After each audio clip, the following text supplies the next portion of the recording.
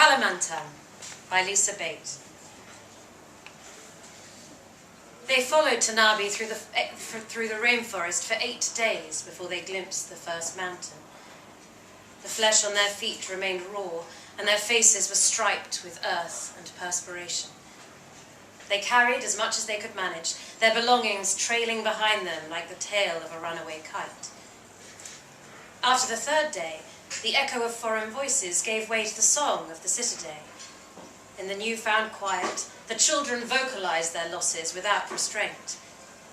It would take time before they would learn why the adults did not look back. Tanabe put down his knapsack on the banks of the Burak River as his people waited, their almond eyes watchful beneath the ironwood trees. He lifted his son in both hands and raised him up to the mountain, and something like triumph crossed his face. Kalamantan was still home. They raised a village from the ground using what they could find. The children collected palm leaves and bamboo, which the huntsmen packed into branch huts elevated on high wooden posts. In the mornings, the people of the village seeded millet and rice, and in the evenings they smoked catfish and barb on fires as the sun fell over the river. On the 100th day, an elder from the Bandar clan came to Tanabe with a vision. Her mouth was a crimson tunnel in a face scrunched with age and endurance. She spoke of a creature with the head of a dragon and the hind of a snake. Its name was Makura, and its jaws were filled with the blood of Kalamantan. Tanabe fastened his eyes to the door as she spoke, his fingers flexing along his palm as though brushing off sand. When the old woman finished speaking, he thanked her and sent her home, dismissing the vision as a nightmare with prongs made sharp by the potency of the betel nut. That night, as Tanabe reached his hut, he saw a young girl by the banks of the river. She wandered close to the water, hovering along its edge as though in sleep. Tanabe scooped her up and carried her back to her mother. He spoke at length about the dangers of the water and returned home late, sinking into a deep sleep. In the morning, he awoke to a great commotion. The girl was gone. Tanabe summoned the group of young warriors and divided them in 2. They searched the banks for many hours, going all day without food. Only when nightfall set in did Tanabe order his men to return to the village. A weight of silence met them there. Something had passed between the women in the absence of the men. Tanabe's wife stepped forward into the firelight and told Tanabe what she knew. The young girl was restless in sleep, restless in waking. A number of women had seen her walking the riverside at dusk. The girl's mother was unable to accept the explanation offered by the actions of her daughter. The girl had run away. Tanabe was uneasy. He watched the mother's face, drawn taut with anxiety, and felt by osmosis the woman's desperation. He did not sleep well that night. In his dream, the mouth of the old woman became a red-headed snake which coiled itself tightly around his neck. He choked himself awake, his wife rising from sleep beside him, startled. His head was still rife with the pestilence of his nightmare, and his wife rose to fetch him some water to wash his face. When she returned, her urn was empty, and she held something small in her left hand. She placed the object in his upturned palm. It was a wooden doll, turned smooth to the touch by many years of handling. Its edges were fringed rust red. He recognized it. It belonged to his niece. She had vanished in the night. He knew, rather than feared, that there was something out there. The certainty of it sat in his stomach like a flat rock in a gravel bed.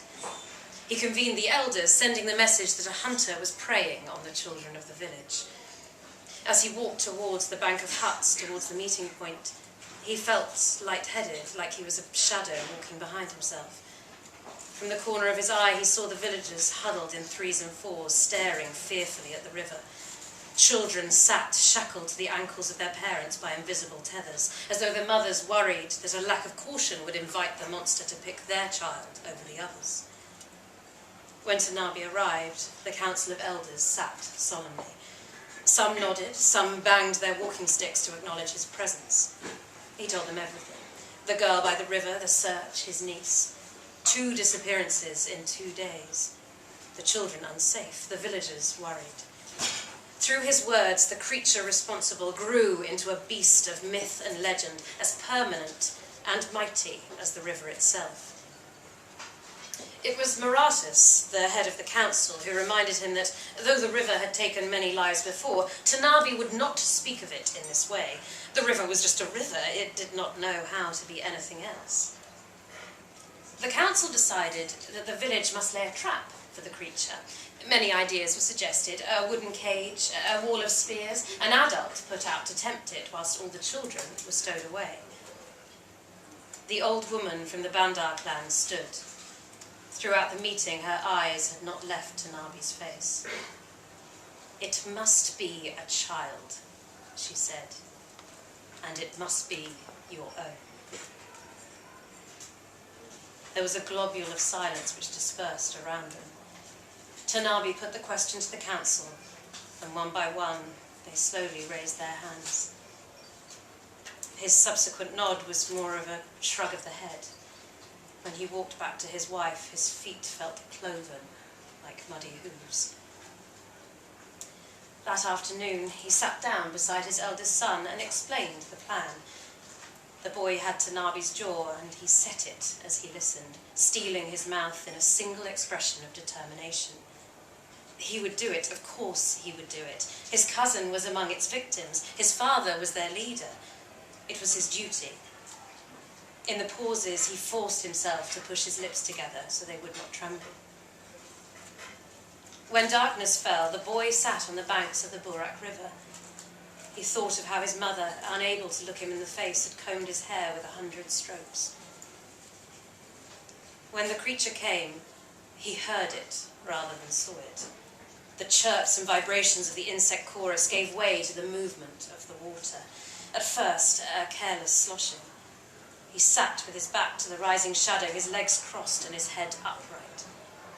The noise ratcheted up until it sounded like the rushing of a waterfall, and the boy was unable to discern one droplet from another. When he could bear it no longer, he swiveled his neck to behold the surface of the river. He squinted in disbelief at the creature ascending before him. Its head alone was the length of 3 men laid head to toe. It was neither dragon nor snake. Its nostrils were ridged and prominent, and its eyes flat and fish-like, with slits at the centre that widened at the sight of him. In the moonlight, it looked silver, but in the days to come, the warriors would say it was deep brown. The last Tanabe saw of Makura was its throat. Its nostrils flared and fired water at such a pace that the shots to his face and stomach left him in another consciousness. Rage made men reckless. Tanabe commanded the warriors not to slay the creature on the riverbank. All afternoon, the villagers had whittled the ironwood trees into the spears and axes of war. Now the warriors alternately brandished and clutched their weapons as they moved through the trees, following the creature's descent down the river. It swam like a snake, propelling itself effortlessly as it clutched Tanabe's son in its jaws. Tanabe could not meet the eyes of his men as they searched his face. He thought of the Gua Payao cave and the deer who went there to lick the salt-bearing rocks and find shelter. After a time, the beast led them to a cavern perched on the banks of the Burak River. A muddy slope ran up to the mouth of the cave, and Tanabe thought he could see silhouettes moving inside. As Makura ascended the entrance of its den, a guttural cry came from within. It sounded like murder, and it sounded like joy. Tanabe raised his spear and led the charge of Dayak warriors over the threshold. 3 of the men brought with them sticks of fire, and they went in first, setting alight the cave's interior in a flare of brightness. Tanabe's son was sprawled on the floor of the cave next to a small creature, unlike any the villagers had seen before. In the corner, Makura used its body to shield another beast almost as large and magnificent as itself. Tanabe stepped forward and held up his hand. The warriors formed a semicircle behind him. Something passed between the snake eyes of one and the almond eyes of the other. Then Tanabe raised his spear and plunged it into the creature's side. Its screech filled the cave and ricocheted off the walls. It flailed as it fell hard against the ground. Tanabe raised his hand again and beckoned the warriors forward. The second creature sniffed its fallen mate and lowered its head as if to strike.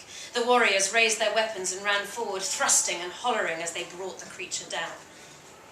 Tanabe knelt at the side of his son, who was drifting awake. The boy opened his eyes, and Tanabe cradled his head, helping him to sit. The warriors looked at the little creature.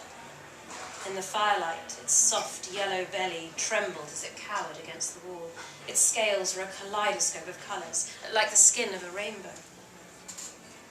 One of the warriors found a stack of skeletons in another chamber of the cave. He counted 8 small skulls.